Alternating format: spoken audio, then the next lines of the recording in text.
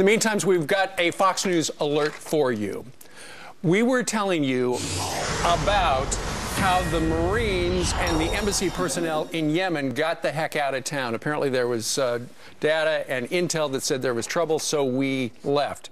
Now, what's interesting this morning is apparently the State Department ordered the Marines to destroy their weapons and evacuate Yemen unarmed. What happens was the official weapons were destroyed by the Marines at the embassy, and then once they got to the airport, the Marines took their personal weapons, took the bolts out, smashed them with sledgehammers, then took the actual guns and smashed them with sledgehammers and left all of the debris behind. Earlier reports said that they gave up their arms. That's not true. Meanwhile, Yemeni rebels seizing, these are Shia rebels, seizing armored SUVs and equipment as the American convoy headed to the airport. How embarrassing is that? They took our cars, took our vehicles, while the Marines picked up and left. And when we left, the Germans left, the French left, the British left. But the headline is, the State Department told the U.S. Marines to disarm. Right, and destroy their own weapons. When does that happen?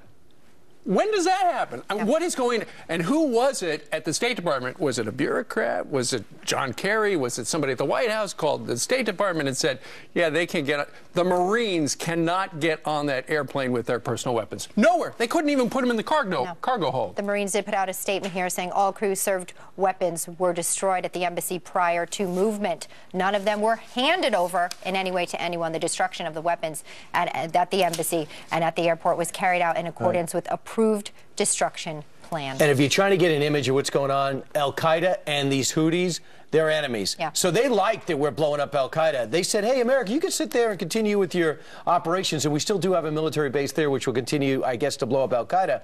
But just when you look at these Houthi organization, think Hezbollah now in Africa, and Iran pulling the shots. Right. There you go. Meanwhile, this is what Jen Psaki said to talk about Yemen, who, by the way, was a success story about a year ago, a little less than a year ago. Now she's talking about what happened yesterday. Listen. We expect the Houthis to respect international conventions that apply to our facilities, and we expect to be able to return to the embassy in the same condition. Why would you expect them to do that?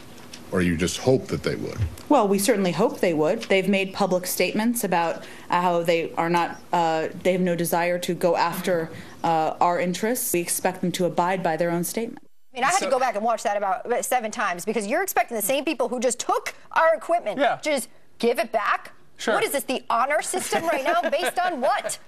Well, unless you sign over the title to the car, you're going to have trouble registering it. So we believe that the people who ran us out of town are going to take care of our stuff until we return.